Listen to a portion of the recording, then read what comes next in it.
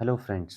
तो आज फिर आप लोगों का स्वागत है। ठीक है, ज्योमेट्री के अगले सेशन में। तो जैसा कि पिछले वीडियो में मैं आप लोगों को ऑलरेडी बहुत सारी डिटेल्स बता चुका था किसके ज्योमेट्री के बारे में पिछले वीडियो में। जैसा कि आपको एक बार मैं रिमाइंड करा दूं कि आपको मैं बता चुका था रिलेटेड एंगल्स के मामले में। ठीक है, इसके बारे में मैंने बताया था कॉम्प्लीमेंट्री एंगल्स कौन सा है, सप्लीमेंट्री एंगल्स कौन से होते हैं और एडजेसेंट एंगल्स कौन कौन से होते हैं। ठीक है, उसके साथ में आपको एक और चीज़ मैंने बताई थी कि वर्टिकली अपोजिट जो एंगल होते हैं वो कैसे बनते हैं। ठीक है, और किस तरीके से इनको बताया जाता है। नेक्स्ट अगला सेशन मैंने आपको बताया था लास्ट में कि पेयर ऑफ लाइंस, इसमें कौन कौन सी लाइंस होती हैं, जैसे parallel lines, intersecting lines. Last last में जो आपको मैं बताया था, ठीक है, पैरेलल लाइंस के मामले में और इंटरसेक्टिंग लाइंस, दो लाइन को मैं डिस्क्राइब भी कर चुका था, आपको एक एक चीज़ बता चुका था ज्योमेट्री का पार्ट पोर्शन। और इसमें लास्ट में जो बचा हुआ था वो था अपना ट्रांसवर्सल लाइंस के बारे में मैंने आपको डिटेल दी थी। तो आपको मैं ऑलरेडी बता चुका था क्या कि ट्रांसवर्सल लाइंस कौन कौन सी होती हैं और कैसे ये ड्रॉ होती हैं in one plane. Now next मैंने आपको बोला था कि ट्रांसवर्सल लाइंस में एंगल्स कौन कौन से बनते हैं, किस तरीके से बनते हैं। तो वो मैं आपको आज बताने वाला हूँ, डिस्क्राइब करने वाला हूँ दोस्तों। तो आप ध्यान से सुनिएगा, ठीक है। तो फ्रेंड्स देखिए, आज का अपना टॉपिक है ज्योमेट्री का। ये सेशन जो है इसमें angles made by transversal lines, जो ट्रांसवर्सल लाइंस हैं उनके द्वारा जो एंगल बनेगा उसके बारे में मैं आपको बताऊंगा। और ट्रांसवर्सल ऑफ पैरेलल लाइंस और पैरेलल लाइंस के बीच में जो एंगल्स बनेंगे उसके बारे में मैं आपको डिस्क्राइब करूंगा। इवन ये ट्रांसवर्सल लाइंस जो है उसके बीच में कौन कौन से एंगल्स बनेंगे, राइट। ठीक है, तो उनको हमें जानना बहुत ज़रूरी है। इसलिए आप इसमें देख रहे होंगे, क्या देख रहे हैं कि इसमें there are two lines L and M, right. And in these in a one plane, L और एम एक वन प्लेन में टू लाइंस हैं। और इसको एक T, T is a straight line which intersect at two point.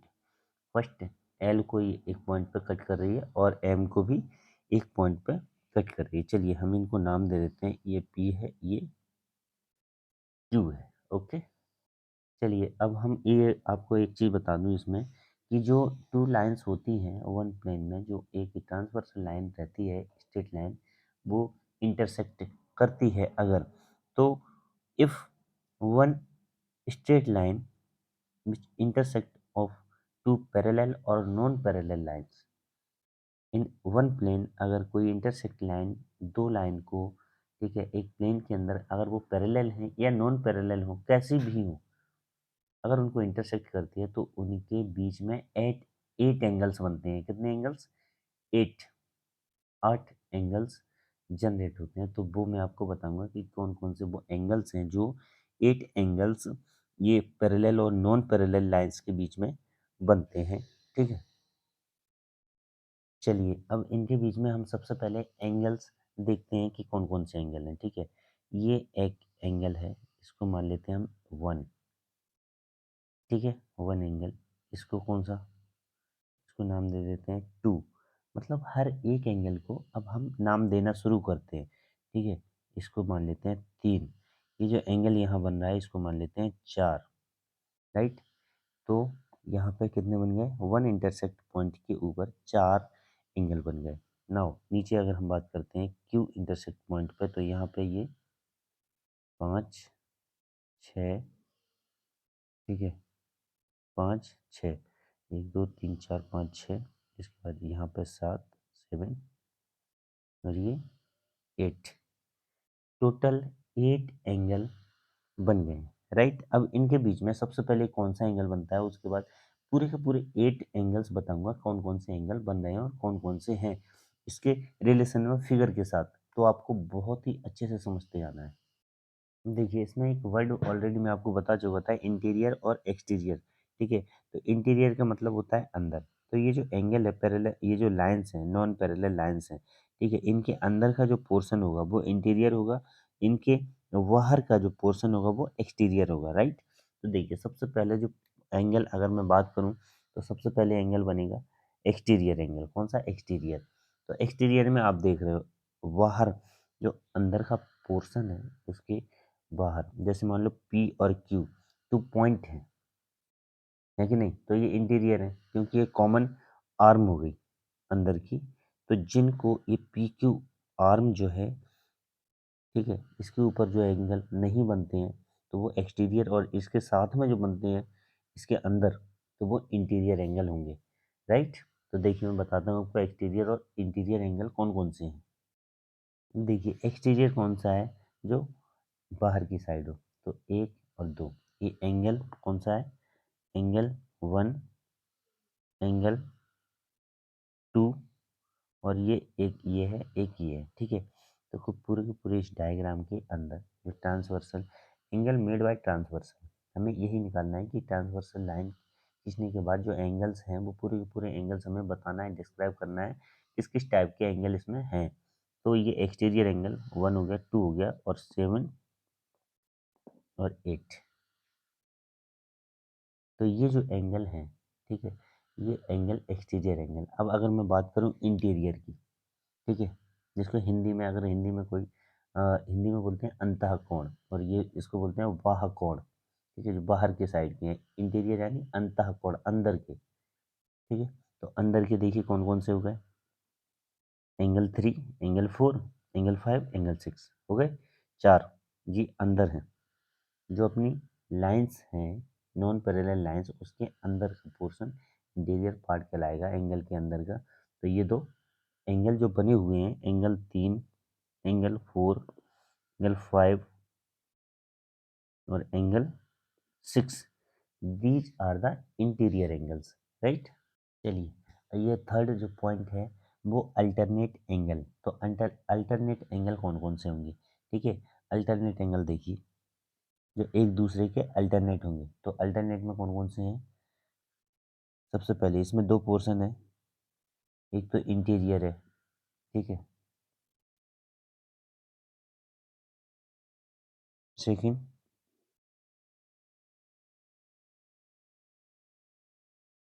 Exterior. तो interior alternate angle कौन से हैं? यानी कि जो अंदर हो। ठीक है। एक्सटीरियर अल्टरनेट एंगल कौन कौन से हैं? यानी कि जो बाहर हो, बट अल्टरनेट हो। ठीक है। तो ये जैसे 2 पेयर हैं इंटीरियर में, 2 पेयर अगर हम लेते हैं, और एक्सटीरियर में भी अगर हम 2 पेयर लेते हैं, तो जैसे देखिए अल्टरनेट एंगल कौन से हो गए? एक लाइन के अपोजिट डायरेक्शन में अल्टरनेट, एक दूसरे के अल्टरनेट हो, जैसे ये 1 है, ये 7 है, तो एक्सटीरियर अल्टरनेट और इंटीरियर अल्टरनेट। ठीक है। तो इंटीरियर में कौन कौन से हो गए? एंगल 3 और एंगल 5, ये 2 पेयर जो हैं ये इंटीरियर अल्टरनेट एंगल होंगे। इसी तरीके से एंगल 4 और एंगल 6 ये इंटीरियर अल्टरनेट होंगे। ठीक है। ये मैं आपको बता रहा हूँ ताकि आपको समझ में आ जाए कि कौन कौन से जो अल्टरनेट एंगल हैं वो कौन कौन से अल्टरनेट एंगल होते हैं। ठीक है। तो ये इंटीरियर वाले हैं, इंटीरियर अल्टरनेट एंगल। अब अगर मैं एक्सटीरियर की बात करूं तो एंगल 1 और एंगल 7 का जो पेयर है, एंगल 1 और एंगल 7, ये अल्टरनेट पेयर एंगल है। ठीक है। कौन से? एक्सटीरियर में। और एक और पेयर है कौन सा? एंगल 2 और एंगल 8। ये 2 एंगल जो बन रहे हैं ये एक्सटीरियर अल्टरनेट एंगल है। ठीक है। कौन कौन से? Exterior alternate. चलिए अब हम बात करते हैं करस्पॉन्डिंग एंगल्स की। तो करस्पॉन्डिंग एंगल्स कौन कौन से हैं जो पेयर में होंगे एक दूसरे के? देखिए, ठीक है, तो सबसे पहले देखिए एंगल 1 और एंगल 5, ये क्या है? करस्पॉन्डिंग एंगल्स हैं। ठीक है। एंगल 1, एंगल 5 करस्पॉन्डिंग एंगल्स हैं। नेक्स्ट एंगल 2 और एंगल 6,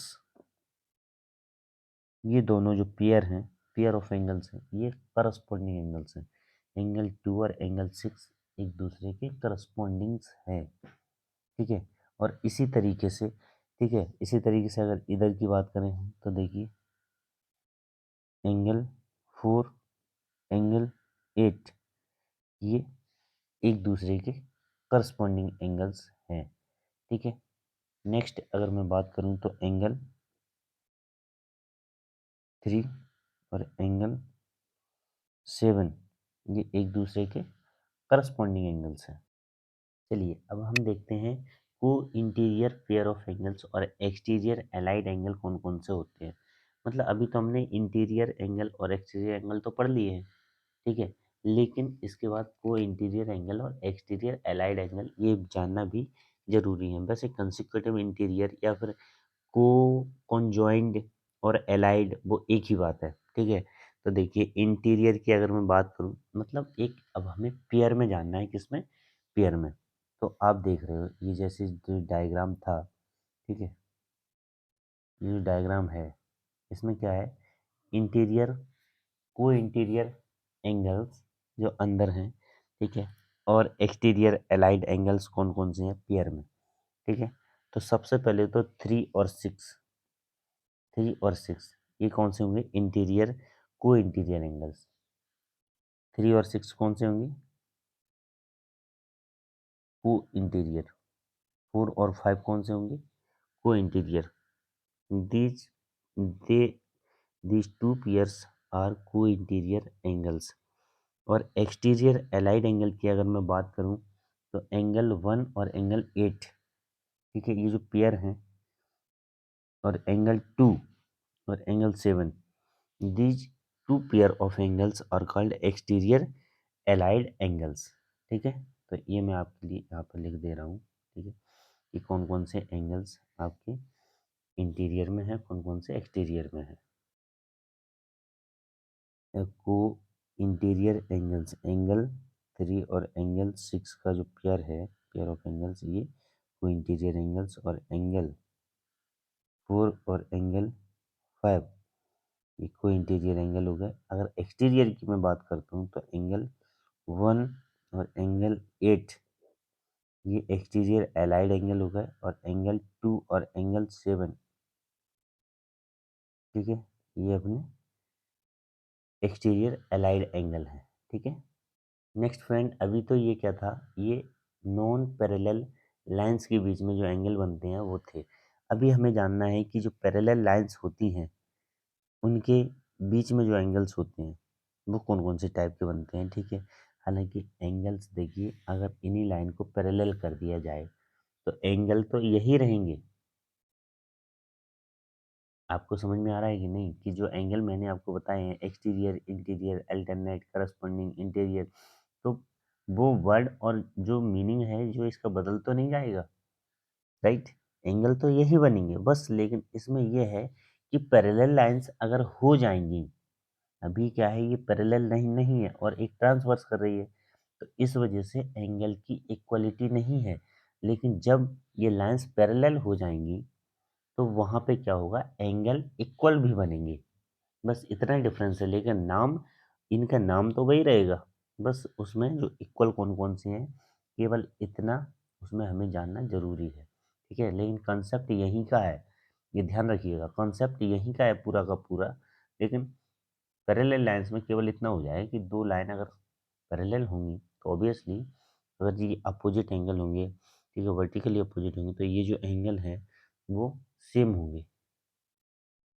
चलिए अभी हम क्या करते हैं, मैं एक काम करता हूँ, ऐसे आप कंफ्यूज हो जाएंगे तो इससे बढ़िया है कि इसी में आपको समझाने की कोशिश करता हूँ कि अभी ये नॉन पैरेलल लाइंस थी और अब ये पैरेलल लाइंस हो गई हैं। ठीक है। पैरेलल लाइंस में हो जाने के बाद इनमें क्या डिफरेंस आता है वो मैं आपको बताऊंगा। ठीक है। तो फ्रेंड्स, हमने क्या किया था, नॉन पैरेलल लाइंस में जैसे कि हमने लाइन खींची थी, एक ट्रांसवर्सल लाइन थी, ठीक है, उसको डाला था एक ही प्लेन के अंदर। अब इस प्लेन में हम देखते हैं कि एल एम हमने पैरेलल लाइंस बनाई हैं, उस तरीके से पी पॉइंट और क्यू पर ये इंटरसेक्ट कर रही है टी ट्रांसवर्सल लाइंस, राइट, ये पैरेलल लाइंस है। अब यहाँ पर देखिए एंगल्स अगर हम नाम देते हैं इनको, सेम टू सेम उसी तरीके से एंगल का नाम देते हैं, 1 2 3 4, 4 एंगल, 5 6 7 और 8। अब इनमें हम ये देखते हैं कि इसमें डिफरेंस क्या आता है एक्चुअल में। ठीक है, थोड़ा बहुत तो अंतर होगा, हालांकि एंगल तो यही होंगे, राइट। देखिए क्या डिफरेंस आता है। अगर मैं बात करूं करस्पॉन्डिंग एंगल्स की, ध्यान से सुनिएगा। सबसे पहले मैं बताने जा रहा हूँ करस्पॉन्डिंग एंगल। जैसे कि एंगल 5 है और एंगल 1 है, तो एंगल 1 और एंगल 5 करस्पॉन्डिंग एंगल्स हैं। तो इसमें क्या होता है, जब भी पैरेलल लाइंस होती हैं तो यहाँ पे करस्पॉन्डिंग एंगल्स इक्वल हो जाते हैं। ठीक है, तो एंगल 1 जो है इक्वल टू एंगल 5 होगा। आया समझ में आपको? यही करस्पॉन्डिंग पेयर ऑफ एंगल्स में चेंजेस होगा जब पैरेलल लाइंस होंगी तब। जब पैरेलल लाइंस इंटरसेक्ट की जाएगी उस समय corresponding angles are equal. Property है ये जो मैं आपको बता रहा हूँ, ध्यान से समझिएगा। ठीक है, angle 1 is equal to angle 5, angle 2 equal to angle 6, angle 3 equal to angle 7, angle 4 equal to angle 8। ठीक है, तो ये है करस्पॉन्डिंग एंगल्स जब इक्वल होंगे, जब टू पैरेलल लाइंस इंटरसेक्ट होगी एक स्ट्रेट लाइन से ट्रांसवर्स की जाएगी। ठीक है, तो उस समय करस्पॉन्डिंग एंगल्स आर इक्वल। जैसे कि आपको दिख रहा है अल्टरनेट एंगल है इंटीरियर और एक्सटीरियर। ठीक है, तो करस्पॉन्डिंग एंगल्स इक्वल है, ये ध्यान रखिएगा। Corresponding angles are equal. इसी तरीके से अभी ये क्या है, पैरेलल लाइन से। अब अल्टरनेट एंगल जो होंगे वो भी इक्वल होंगे। जैसे 3 और 5 है, 3 और 5 these are alternate angle in parallel lines when intersecting, when this transverse line draw on two intersect point, right, then there are alternate angle are equal। अगर अल्टरनेट एंगल इक्वल हैं तो आप खुद समझ सकते हैं कि angle 3 equal to angle 5, angle 4 equal to angle 6, angle, अब ये एक्सटीरियर एंगल की अगर बात करूँ तो एंगल 1 इक्वल टू एंगल 7। तो these are alternate angle are equal. समझिए, इसका मतलब इसमें क्या होगा कि एंगल 1 जो है वो एंगल 7 की इक्वल होगा, और एंगल 7 जो है, नहीं, एक सेकेंड, एंगल 1 एंगल 7 के इक्वल होगा, और एंगल 2 एंगल 8 के इक्वल होगा, because these are the alternate angles. और ये पैरेलल लाइंस हैं, इसलिए यहाँ पर ये दोनों एंगल्स जो हैं वो इक्वल होंगे। अल्टरनेट एंगल और करस्पॉन्डिंग एंगल्स इक्वल होंगे। ठीक है, देखिए, और जब भी ये ट्रांसवर्सल ऑफ पैरेलल लाइंस अगर होता है तो इस कंडीशन में कोई इंटीरियर एंगल्स और एक्सटीरियर एलाइड एंगल हैं, इनमें भी चेंजेस क्या आता है, क्या देखिए कैसे हो जाता है, मैं आपको बताऊं। ये एक स्ट्रेट लाइन है, राइट, और यहाँ पे इंटीरियर एंगल है।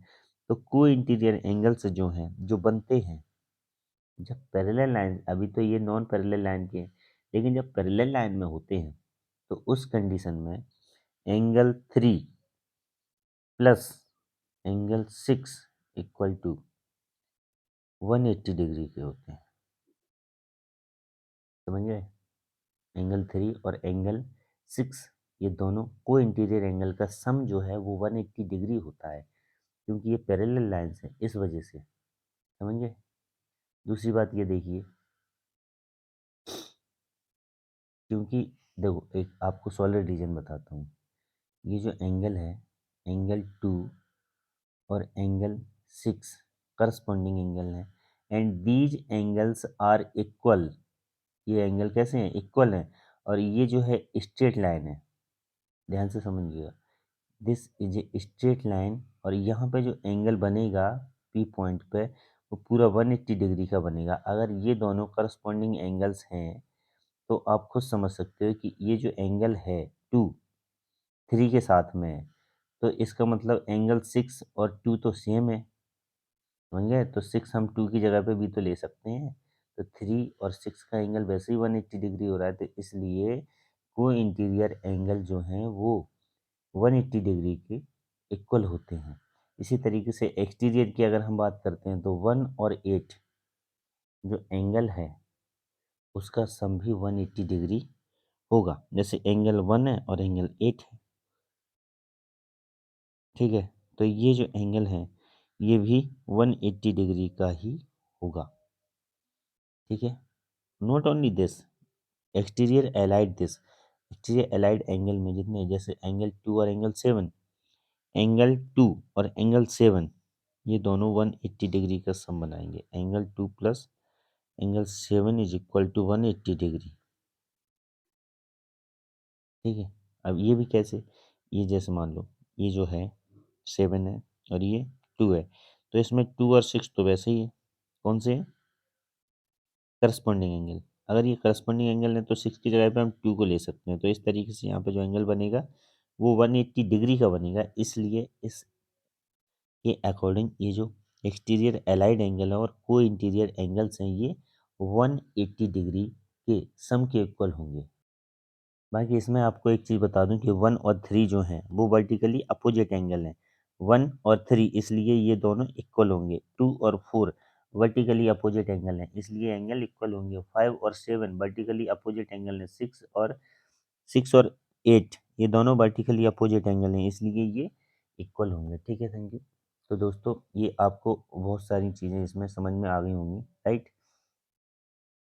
अभी ये ज्योमेट्री का सेक्शन मैंने आपको पूरा कंप्लीट समझा दिया है। अभी इसमें कौन सा पार्ट बचा हुआ है वो मैं आपको बता दूं, ठीक है। ये देखिए यहाँ तक आपको अच्छे तरीके से समझ में आ गया होगा दोस्तों। और अगर कोई आपको डाउट है तो आप कमेंट करके पूछ सकते हैं। कोई भी सवाल है, कोई भी डाउट है तो आप पूछ सकते हैं। और अगले नेक्स्ट वीडियो में आप लोगों को बताऊंगा कि ट्राइंगल कितने टाइप के होते हैं और ट्राइंगल जैसे एंगल के बेसिस पे, नंबर फर्स्ट एंगल के बेसिस पे ट्राइंगल का टाइप, और साइड के आधार पर ट्राइंगल के टाइप मैं आप लोगों को डिस्क्राइब करूंगा, ठीक है। Thank you, have a nice day.